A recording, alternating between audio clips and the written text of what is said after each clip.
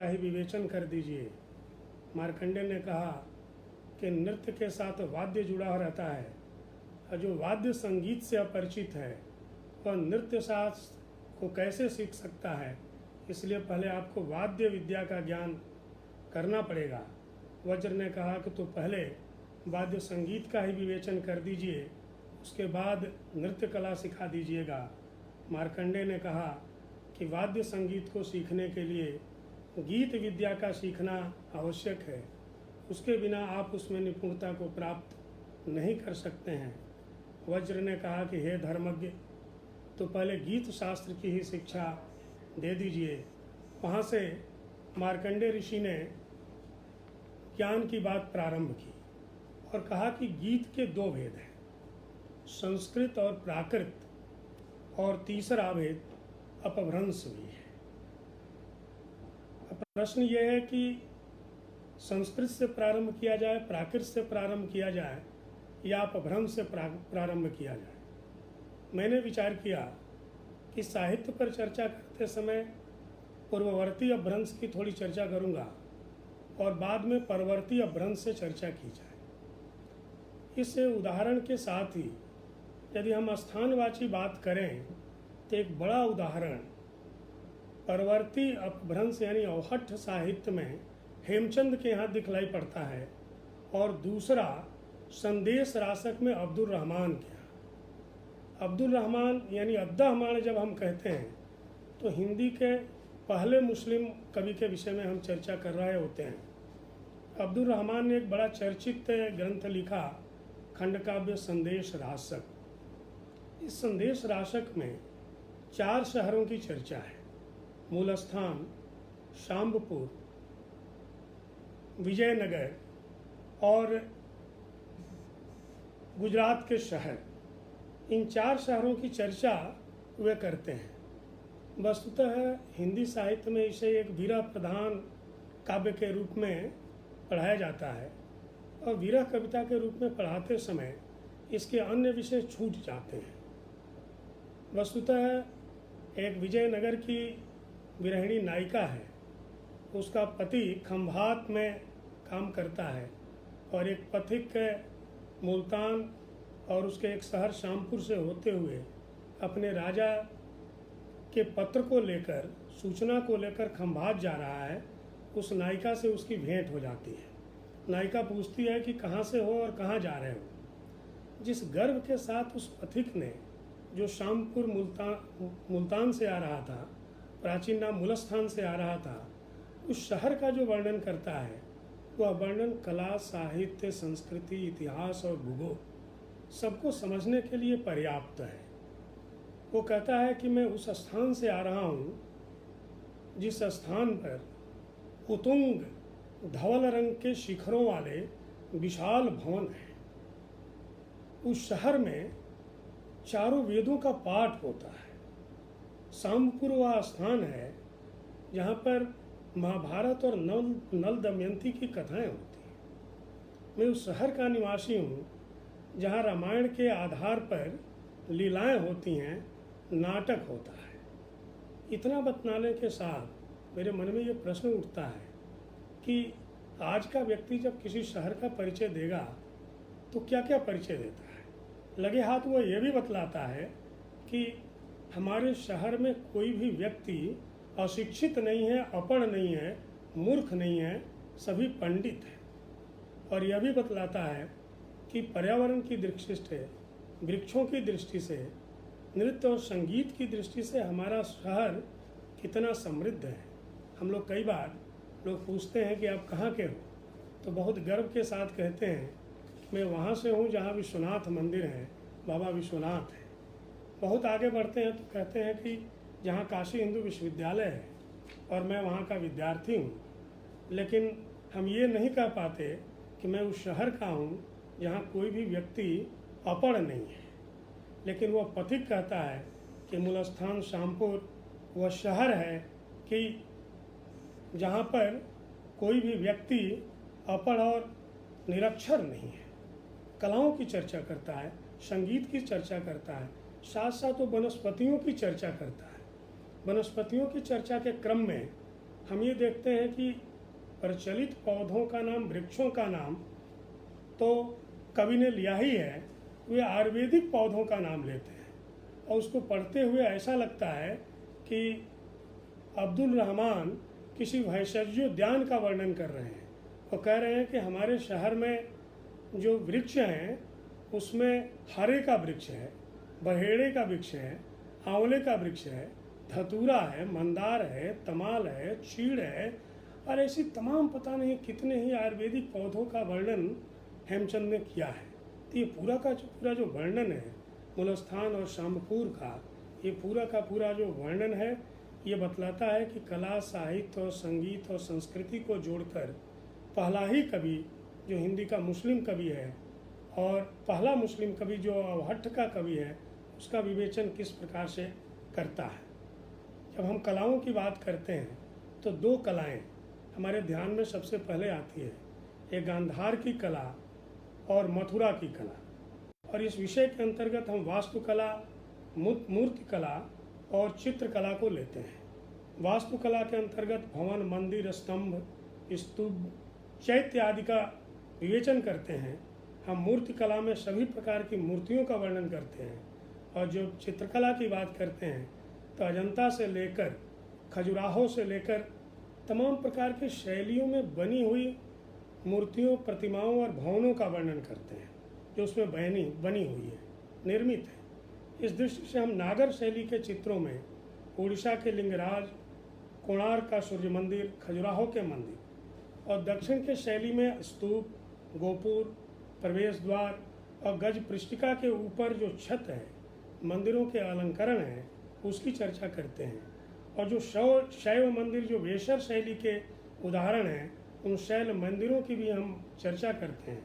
और जो चित्रकलाएं हैं उसमें हम रेखा की प्रधानता की चर्चा करते हैं, सुलेख की चर्चा करते हैं, लेखनी की चर्चा करते हैं और फिर इन चित्रकलाओं को कैसे पढ़ा जाए, उसके भीतर किस तरह से निर्मित है, उसके समझने की बात करते हैं। तो हमें ध्यान आता है वासुदेव शरण अग्रवाल की कि वे कहते हैं कि भारतीय कला की जो विशेषताएं हैं वो मानवीयता पर आधारित है।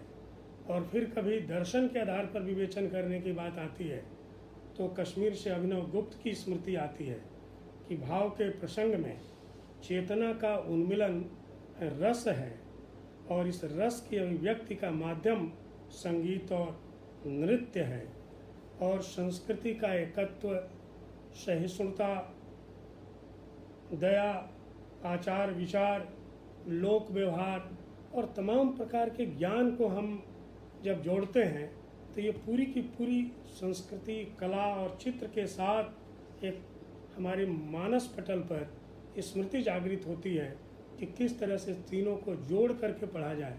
दोहरा तो देते हैं कि साहित्य, संगीत, कला विहीन साक्षात पशु पुक्ष विषाणहीन, लेकिन इन तीनों कलाओं को जोड़कर पढ़ने का एक महत् प्रयास 5000 वर्ष पूर्व ही भारत के ऋषियों ने, कलाकारों ने, मूर्तिकारों ने, चित्रकारों ने और कवियों ने कर दिया था।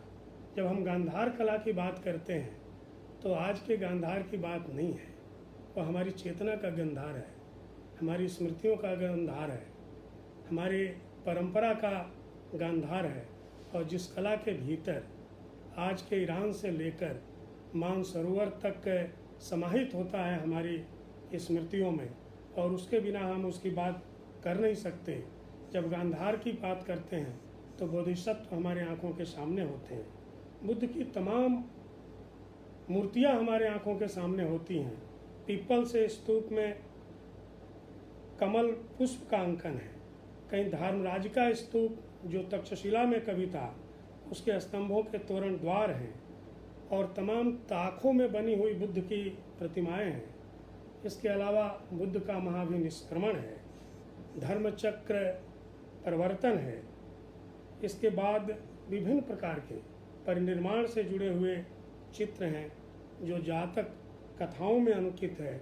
और जातक कथाओं का अध्ययन के साथ केवल बुद्ध की कुछ कथाएं समाहित नहीं होती हैं, इन कथाओं के अध्ययन के साथ हम समाहित करते हैं अपनी कला को, संस्कृति को और इतिहास को तब मुझे ध्यान आता है कि उड्डयन केंद्र है, हमारे इतिहास का हिस्सा है, संस्कृति का हिस्सा है। स्वात घाटी के बौद्ध स्तूप, हमें अशोक के दोहत की प्रतिमा की स्मृति आती है, और इसके साथ ही अन्य जो कलाकृतियाँ हैं, शुक्रीड़ा, रथ, स्त्री, कमल, पत्र पर आसीन हंस, नृत्य, गीत की तमाम मुद्राएं, हाथियों की पंक्तियाँ, पूर्ण घट लिए हुए कोई नायिका, नृत्य, दृश्य, चित्र और तमाम प्रकार की क्रीड़ा, वो जल क्रीड़ा होगी, वो कंदुक की क्रीड़ा होगी, और इस तमाम प्रकार की जो शैलियाँ हैं, जिसमें केवल गौतम बुद्ध से संबंधित गंधार कला में 60 से अधिक दृश्यों का अंकन है। ये हमारी संस्कृति का हिस्सा है, इतिहास का हिस्सा है, और इस पर लिखी हुई कविताएं हैं। इन कविताओं के साथ इन कलाकृतियों का जो अध्ययन है, ये पूरी संपूर्णता में एक अध्ययन के द्वार को खोलता है। फिर हम मथुरा कला पर जब बात करते हैं तो यहाँ भी बुद्ध की मूर्ति कला है। बुद्ध की मूर्ति कला के साथ ही महावीर की मूर्ति कला है, और महावीर से संबंधित हुए बहुत सारे जैन तीर्थंकरों की मूर्तियाँ हैं, और इस शैली में देवताओं की मूर्तियाँ हैं, जिसको हम सांची, सारनाथ, कौशाम्बी, श्रावस्ती, पंजाब, राजस्थान, बंगाल से जोड़कर पढ़ते हैं। और इन पढ़ने के साथ ही हमें तमाम प्रकार के रंगों की स्मृति आती है। मजीठिया रंग के पत्थरों पर बनी हुई ये मूर्तियाँ हैं, और ये मजीठ का रंग केवल कला का रंग नहीं है, ये कविता का भी रंग है।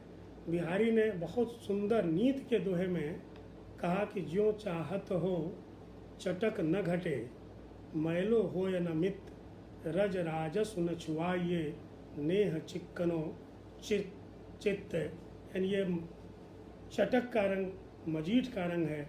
यदि चाहते हो कि मजीठ का रंग न कम हो तो रज राजस न छुआइए, यानी मित्रता में पैसे को बीच में मत लाइए और मूर्तियों के ऊपर रज को मत आने दीजिए, तो ये रंग ज्यों के त्यों बने रहते हैं। जब हम वृंदावन और मथुरा की कला की बात करते हैं तो हमें किशनगढ़ की कला साक्षात याद आती है, और किशनगढ़ की कला नागरीदास से जुड़ी हुई है। नागरीदास राजा कवि हैं जो बाद में निम्बार्क और वल्लभ संप्रदाय में दीक्षित हो गए थे। आनंद की बात यह है कि दोनों संप्रदायों के लोग नागरीदास को अपना मानते हैं। पिछली शताब्दी में एरिक सी डिकिंसन किशनगढ़ गए थे, और उन्होंने आग्रह किया था कि किशनगढ़ की मूर्तियों को दिखाया जाए, चित्रकला को दिखलाया जाए। तो वहाँ के लोगों ने चित्रकला को दिखलाया। ये मुग़ल शैली में बनाए हुए चित्र थे जिसको डिकिंसन देख रहे थे। बाद में उनके मन में आया कि यह तो किशनगढ़ है।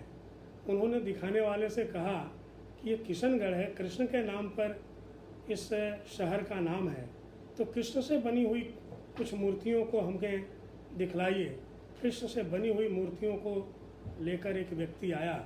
डिकिंसन ने कहा कि बड़े ही अनमने भाव से वह जो व्यक्ति था एक गट्ठर ला करके मेरे आंखों के सामने रख दिया। मैंने उन चित्रों को देखना प्रारंभ किया। चित्रों को देखने के बाद एक एस्थेटिक शौक लगा। अब एस्थेटिक शौक की व्याख्या लोगों ने अलग अलग तरीके से की। शाब्दिक अनुवाद में कहा कि उसे मानसिक धक्का लगा। वासुदेव शरण अग्रवाल ने उस पूरे का बहुत अच्छा अनुवाद किया है और कहा कि एक संवेगात्मक अनुभूति उस लेखक को, उस चित्रकला के मर्मज्ञ को होती है। किशनगढ़ के कृष्ण से संबंधित चित्रों को देखते हुए उन्हीं चित्रों के बीच उसे बनी ठणी का चित्र दिखा था, जो बनी ठणी आज पूरे विश्व में वह चित्र प्रचलित है। नागरीदास कविता लिखते थे। नागरीदास की कविताओं के ऊपर चित्र बने, चित्रों के पीछे नागरीदास की कविताएं लिखी गईं। नागरीदास ने रासक से संबंधित बहुत से पदों की रचना की। यानी एक व्यक्ति चित्रकला का प्रेमी है, मूर्तिकला का प्रेमी है, भवन निर्माण का प्रेमी है, संत होता है और फिर वैष्णव संप्रदाय में जाकर दीक्षित होता है। बनी ठणी उनकी उपपत्नी है, वह भी वृंदावन आती है और स्वयं कविता रचती है। तो पूरे व्यक्तित्व के भीतर ऐसे बहुत सारे व्यक्तित्व, जैसे मैंने अब्दुल रहमान की चर्चा की, भारतीय कला कविता के भीतर समाहित होते हैं और उसकी चर्चा हम साहित्य के अंतर्गत करते हैं। भारतीय साहित्य की मूल चेतना और संवेदना की बात करने की संस्कार भारती ने कही थी। भारतीय साहित्य की एक दार्शनिक व्याख्या है, लेकिन मैं यहाँ चर्चा करूँगा भारतीय साहित्य में व्याप्त समरसता की। कई बार हमें लगता है कि समरसता और समानता समान बिंदु है, लेकिन हम कई धरातलों पर समान होकर भी समरस नहीं हो सकते। जाति के आधार पर समानता हो सकती है, अर्थ की समानता हो सकती है, धर्म की समानता हो सकती है, लेकिन ये सारी समानताएं हमारे भीतर समरसता का संदेश नहीं देती। इसलिए जब हिंदी में शुरुआती कविताएं लिखी गई, जहाँ से हिंदी साहित्य की शुरुआत राहुल जी मानते हैं, सरहप्पा, कणहप्पा, लुइप्पा, तो वहाँ से भी समरसता की बात की गई। यानी बौद्ध सिद्धों ने हिंदी साहित्य के भीतर समरस समाज बनाने की बात की। कणहप्पा की एक बड़ी प्रसिद्ध पंक्ति है, समरस जाई तक्खणो जयपुण ते समरित, यानी जैसे पानी में नमक घुल जाता है वैसे ही ज्ञानी को के चित्र में समरसता का भाव होना चाहिए। यानी ज्ञानवान होना अलग विषय है और ज्ञानी को समरस होना अलग विषय है। ज्ञानी के भीतर समरसता का भाव हो, ये हमारा आदिकाल के शुरुआती दौर का प्रसिद्ध कवि कणहप्पा कह रहा है। और विभिन्न प्रकार के अभिमान मनुष्य के भीतर होते हैं, उनका निषेध योगिंद्र ने किया। यह भी बौद्ध सिद्ध है। योगिंद्र कहते हैं कि हमारे समाज में बहुत सारे लोग हैं, वो अपनी उच्चता को भाव लिए हुए घूमे फिरते हैं। हूँ बल बम्भण बैस हूँ, हूँ खत्यु हूँ शेष, पुरुष नशौ इत्थि हूँ मड़ई मूढ़ विशेष। यानी मैं श्रेष्ठ ब्राह्मण हूँ, वैश्य हूँ, क्षत्रिय हूँ, नपुंसक हूँ, स्त्री हूँ। तमाम प्रकार के जो भाव हैं ये मूर्खतापूर्ण भाव है। जो सिद्ध है, जो साधक है, उसके मन में इस तरह के भाव होते ही नहीं हैं। इन भावों का प्रतिफलन किस तरह से पूरे भारतीय साहित्य में दिखलाई पड़ता है, वो भारतीय साहित्य किस तरह से विकसित होता है, समरस समाज की निर्मिति की तरह भारतीय साहित्य विकसित होता है। और इस दृष्टि से पढ़ते हुए समझते हुए आलवार संतों की चर्चा होती है। उन आलवारों की परंपरा में रामानुजाचार्य आते हैं और रामानुजाचार्य के नाम पर रामानुज संप्रदाय की स्थापना हुई। रामानुज संप्रदाय की गतिविधियाँ चाहे जो हों, रामानुज ने उसकी चर्चा की और ये बतलाया कि किसी भी वर्ण से, किसी भी जाति से गुरुओं की निर्मिति हो सकती है। गुरु शिष्य परंपरा पर भी कुछ बात करने के लिए निवेदन हुआ था। तो हमारे आचार्यों में परम आचार्य रामानुजाचार्य ने 4 गुरुओं को बनवाया। उन 4 गुरुओं में 3 गुरु जिन्हें हम कथित शूद्र जाति का कहते हैं, उन जातियों से आते हैं। उसमें महापुण्य है, जिन्हें पेरिये नाम से अलवारों में जानते हैं, और नालियार प्रबंधम, जिसको तमिल वेद के रूप में मान्यता प्राप्त है। उस नालियार प्रबंधम का ज्ञान रामानुज को महापुण्य से हुआ। उनके दूसरे गुरु गोष्ठीपुण्य थे और गोष्ठीपुण्य को तिरुक्कोदियूर नाम्बी कहते हैं, और नाम्बी ने ही उनको ओम नमो नारायणाय मंत्र दिया था। तीसरे गुरु उनके कांची पूर्ण थे और इसमें से कोई भी ब्राह्मण नहीं था। और इन गुरुओं को प्रयास पूर्वक चुना था रामानुज ने, और रामानुज के जो ज्ञान का आधार है इन गुरुओं से प्राप्त आधार है। और ओम नमो नारायणाय जैसा जो चर्चित मंत्र है रामानुज संप्रदाय का, यह मंत्र भी उन्हीं गुरुओं का दिया हुआ है। और उन्हीं गुरुओं ने रामानुज को बतलाया कि इस मंत्र को प्रचारित मत करिएगा, क्योंकि ये परम कल्याणकारी मंत्र है। रामानुज ने विचार किया कि जो मंत्र परम कल्याणकारी है उसको मैं केवल अपने पास तक क्यों रखूं। इसलिए मंदिर के गोपुर के ऊपर चढ़ जाते हैं, पूरे गांव को निमंत्रित करते हैं और पूरे गांव से कहते हैं कि सब मेरे साथ ओम नमो नारायणाय मंत्र को बोलो। इस नमो नारायण मंत्र को दिया गया। बाद में रामानंद जैसे एक बड़े आचार्य काशी में हुए। रामानंद ने पहली बार जाति पात पूछो नहीं कोई, हरि को भजय सो हरिका होई का मंत्र दिया। यानी भगवान की शरणागति में सर्वे प्रपत्ति अधिकारिणो मता, प्रपत्ति का अधिकार सबको है, ये कहते हुए सबको भक्ति में स्थान दिया। और ये भक्ति में दिया गया स्थान केवल जुबानी खाते का नहीं था, केवल कहने के लिए नहीं था। उन्होंने क्या किया कि प्रत्यक्ष रूप से इसका आचरण भी किया। रामानंद के 12 शिष्यों की चर्चा होती है, महिला शिष्या की चर्चा होती है। उन 12 शिष्यों में कौन थे? कबीर जुलाहा थे, रैदास हरिजन थे, शेन नाई थे, धन्ना जाट थे, पीपा छत्री थे। यानी तमाम जातियों और वर्णों से लोग, धर्मों से लोग रामानंद के शिष्यत्व को ग्रहण करते हैं। और उन शिष्यों की परंपरा ने जिस भक्ति आंदोलन को गति दिया जो पूरे भारत में व्याप्त थी, उसमें कबीर ने कहा, ऊंच नीच है मध्य की बानी, एक पवन एक ही पानी, एक मटिया एक कुम्हारा, एक सबन का सृजनहारा। यानी पूरे भारत भर में एकत्व का बोध कराने वाला संदेश इन संतों के द्वारा दिया गया। और उसी काशी में संत रविदास हैं जो कहते हैं कि संतन के मन होत है सबके हित की बात, घट घट देखें अलग को पूछे जात न पात। जिस अलग का दर्शन हमने घट घट में किया है उसकी जात पात क्या पूछनी है। तुलसीदास ने कहा, जिन प्रभुमय देखें जगत के हिसन करऊं विरोध। जिस प्रभुमय इस संसार को मैंने देखा है तो विरोध करने की कोई जगत ही नहीं बचती है। इसलिए हम चाकर रघुवीर के पढ़ो लिखो दरबार, तुलसी अब का होंगे नर के मनसबदार।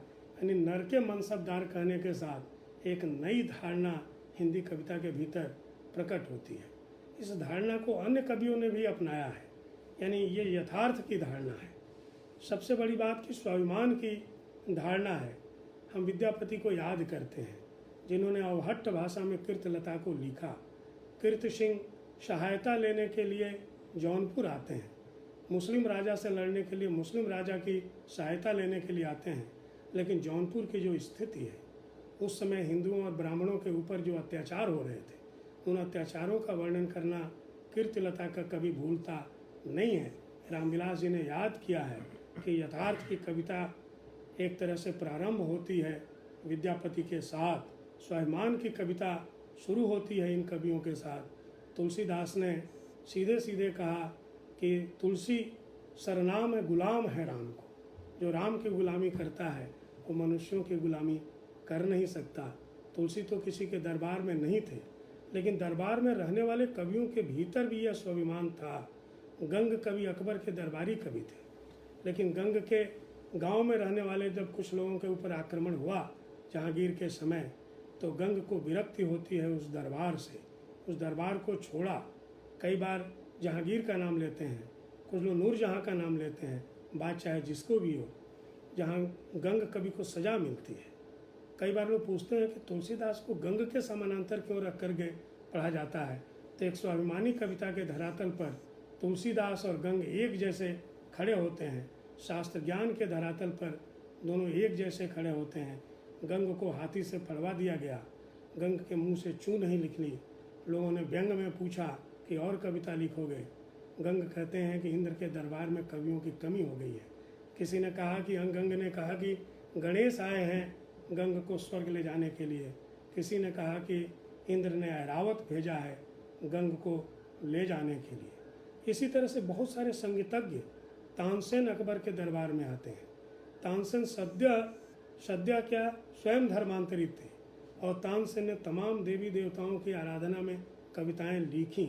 ध्रुपद गायकी में जो तानसेन का स्थान है, और वह ध्रुपद की जो गायकी है केवल तानसेन ने नहीं, उस जमाने के और बाद के तमाम मुस्लिम कवियों ने देवी देवताओं सरस्वती की वंदना के साथ ध्रुपद की गायकी को प्रारंभ किया। और यह जो गायकी है बाद के कवियों में बहुत दूर दूर तक दिखलाई पड़ती है। और इसी ब्रज में और आगरा में एक बड़े कवि नज़ीर अकबर आबादी हुए। नज़ीर अकबर आबादी ने बहुत सी कविताएं लिखी। नज़ीर दास ने केवल होली के ऊपर 2 दर्जन से अधिक कविताएं लिखी। नज़ीर 1 दर्जन से अधिक देवी देवताओं की प्रार्थना करते हैं, उनकी वंदना में कविताएं लिखी।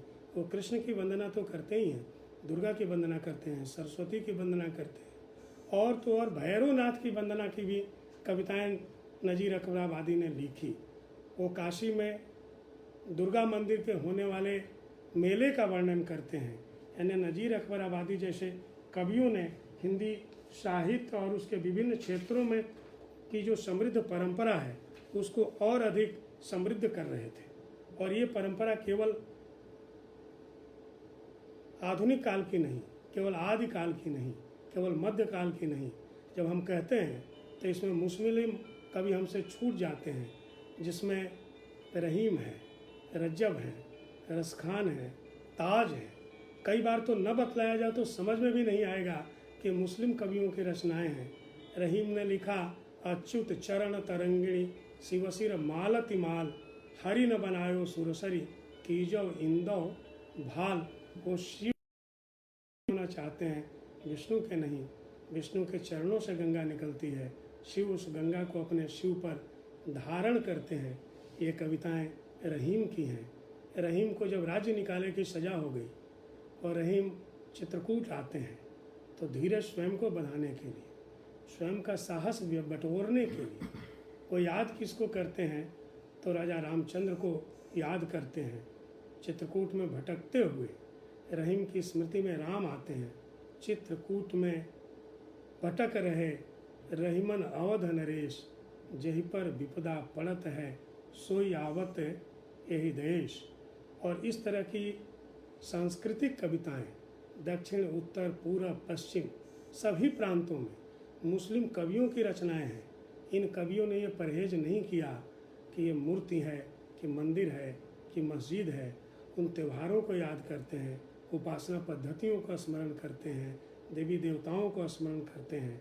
और इन स्मरण में दक्षिण भारत के अलवारों की पूरी परंपरा, उत्तर भारत में, पूर्वोत्तर भारत में, असम में शंकर देव, माधव देव और उनके भी पहले माधव कंदली की एक धारा है। शंकर देव ने कहा कि कृष्ण का नाम लेने के साथ सबके पाप समाप्त हो जाते हैं और कृष्ण भक्ति में सबके लिए स्थान है। किरात, कछारी, खासी, गारो, मीरी, भवन, कंक, गोवाल, असम, मुल्क, रजक, तुरुक, कोवाच, म्लेच्छ, चांडाल, आनो पापी नर कृष्ण सेवकर संगत पवित्र है। कृष्ण की सेवा करने के साथ सभी पवित्रता को प्राप्त, और ये पवित्रता का बोध शंकर देव के साथ ही पूरा नहीं होता है, परवर्ती कवियों ने भी उनको याद किया। शंकर देव के शिष्यों में माधव देव ने कहा कि हरि का नाम लेने का सबको अधिकार है। हरि नामे नाहि के नियम अधिकारी, राम बुली तरे मेरी आसाम कछारी। और ये पूरी की पूरी परंपरा उड़ीसा में पंचसखाओं के साथ खड़ी होती है, जिसमें बहुत पुराने कवियों में जयदेव, बलराम दास, अच्युतानंद दास, जगन्नाथ दास, यशोवंत दास, भक्त शिशु अनंत दास और बहुत बाद में भीम भोई तक की ये जो परंपरा है वो जात पात विहीन सभी को प्रपत्ति में अधिकार है, उसकी परंपरा है। और इस परंपरा की कविताएं आधुनिक काल में तो खूब लिखी गई, लेकिन 1000 वर्ष पहले इस परंपरा को भारतीय कवियों ने समाज के भीतर व्याप्त कर दिया और उसके साथ एक बड़ा आंदोलन भारत में खड़ा हुआ। शैली को नूतन ढंग से भारत के कवियों ने अपनाया और ये जो शैली है ये एक खास किस्म की संवाद शैली है, जिसे हिंदी का कवि और बाद में अन्य प्रांतों के कवियों ने लिखा। ये संस्कृत शैली से पृथक शैली है। अध्याय, उच्छ्वास, सर्ग, इसकी जगह पर साखी, शब्द, रमैनी की बात होती है। इसमें जो संवाद शैली है उसमें भृंग भृंगी की शैली है जो कीर्तिलता में है। सुख सुखी संवाद की शैली में पृथ्वीराज रासो लिखा जाता है और बाद में कबीर आदि कवियों ने जब लिखना शुरू किया तो उनकी कविताओं में संबोधन की शैली है। कबीर के यहाँ 40 से अधिक प्रकार के संबोधनों की चर्चा होती है। जैसे संबोधन है वैसे वर्ण विषय है, संबोध्य विषय हैं। कबीर के यहाँ साधो, संतो, भाई, पंडित, जुल्हा, मन, ये तमाम प्रकार के संबोधन हैं। इसी प्रकार के यहाँ संबोधन रैदास के यहाँ है। और रचनाओं का जो ग्रंथन विधान है वो अभी अलग किस्म का है।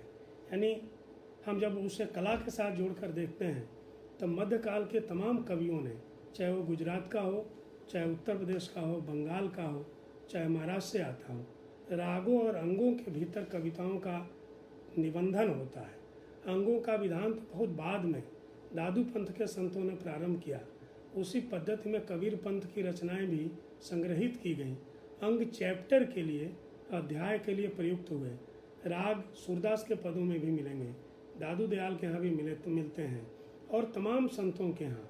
इसके अलावा गुरु ग्रंथ साहब का जब संपादन हुआ तो वहाँ भी राग है, महला है। तो एक अलग किस्म का ग्रंथन विधान है। ये कला का एक उपांग है कि ग्रंथों को कैसे निबंधित किया जाए, ग्रंथों को कैसे ग्रंथित किया जाए, और उस ग्रंथ विधान के भीतर कवि कला की उपेक्षा नहीं करता, संगीत की उपेक्षा नहीं करता, प्रत्येक के ऊपर रागों की चर्चा करता है। और ये राग कैसे गाए जाएं, ये रागों के साथ रस कैसे अप्लावित हो, इस पूरे राग और रस को एक साथ जोड़ करके चैतन्य ने देखा। बंगाल में चैतन्य प्रभु का उदय केवल चैतन्य का उदय नहीं है, केवल भक्ति का उदय नहीं है, एक स्वाभिमानी कविता का उदय है। हरिबोल केवल शब्द नहीं है, हरिबोल की ताकत को चैतन्य महाप्रभु को पढ़ने वाले, उस संप्रदाय से जुड़े हुए लोग ही नहीं, भक्ति आंदोलन को पढ़ने वाले, भक्ति संप्रदायों को जानने वाले लोग परिचित हैं। और चैतन्य के साथ पूरा उड़ीसा जुड़ता है, पूरा उत्तर प्रदेश जुड़ता है, पूरा बिहार जुड़ता है, और ब्रज में आते हैं। और ब्रज में आने के साथ ही उनके साथ जो लोग जुड़ते हैं वो बंगाल से आते हैं और ब्रजभाषा में रचनाएं लिखना प्रारंभ करते हैं। यानी कृष्ण का चरित्र बंगला में और ब्रज में एकाकार होकर उसका प्रकटीकरण होता है। रास की कविताएं लिखी जाती हैं और रास के साथ कितनी कलाएं जुड़ती हैं, और वह कला जुटती है कि जो केवल लौकिक सुख को नहीं, अलौकिक सुखों को प्रदान करती है। केवल ब्रज की हम बात करें तो केवल ब्रज में कृष्ण भक्ति से जुड़े हुए 40 से अधिक रचनाकारों ने रास की कविताएं लिखी। और रास की कविता को पढ़ना केवल हिंदी कविता को पढ़ना नहीं है, वो भक्ति साहित्य से जुड़ना नहीं है, पूरी की पूरी भारतीय परंपरा से स्नात होने की कला है रास की कविता। और इन कविताओं के कवि हैं सूरदास, कुंभन दास, कृष्णदास, परमानंद दास, नंददास, गोविंद स्वामी, चित स्वामी, चतुर्भुज दास, ध्रुवदास, हरिव्यास, हरिराम व्यास, हित हरिवंश, श्री भट्ट, ललित किशोरी जी, रूप रसिक जी, पंसी अली जी। यानी ऐसी एक बहुत लंबी सूची है जिन्होंने रास की कविताएं लिखी। मैं फिर वासुदेव शरण अग्रवाल को याद करूं तो साहित्य अध्यात्म की संस्कृति का विकास है। साहित्य को पाकर मनुष्य के मन का मैल धुल जाता है, पहले से भरी हुई मन की संकीर्णता मिट जाती है। इस रूप में पूरी की पूरी कविता को पढ़ने की एक शुद्ध वासुदेव शरण अग्रवाल ने दी।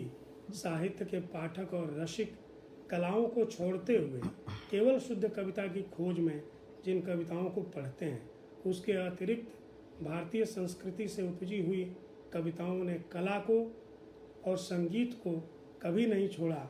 ये कलाएं हमारे पूरे भावों के उद्रेक की कविताएं हैं, पूरे चिंतन से उपजी हुई वे कविताएं हैं, जिनके साथ साथ पूरी भारतीय संस्कृति और कला खड़ी होती है। कई बार जब हम पाठ के संदर्भ में विचार करते हैं तो लगता है कि दर्शन की बात करना, जिस दर्शन से आप्लावित कविताएं भारत में लिखी गई, वो शंकराचार्य का, रामानुजाचार्य का, वल्लभ का, निम्बार्क का, रामानंद का दर्शन है। ये केवल उस लोक की बात करता है, इस लोक की बात नहीं करता।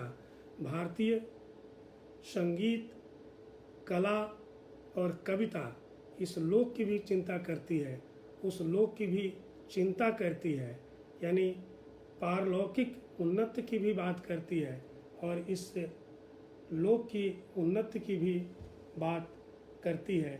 दोनों की जो उन्नति है भारतीय कला संस्कृति की का उपास्य है, और इनके साथ ही हम हिंदी कविता को, भारतीय कविता को पढ़ सकते हैं।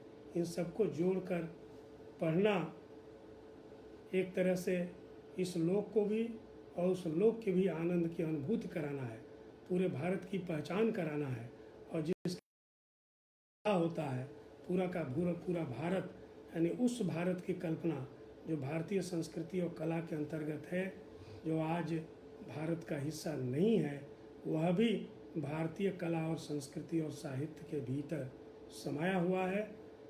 और इन तमाम प्रकार की स्मृतियों को याद करते हुए इस विधा को आगे बढ़ाना और भारतीय दृष्टि से विचार करना, चिंतन करना, हम 5000 वर्षों के इतिहास और संस्कृति को समझ सकते हैं, एक नई दृष्टि से समझ सकते हैं, जिसको कहीं न कहीं बीच में भुलाने की कोशिश की जा रही है। उस कोशिश को से उबरने का प्रयास भारतीय दृष्टि है। मैं समझता हूँ कि आज इतना पर्याप्त होगा। धन्यवाद।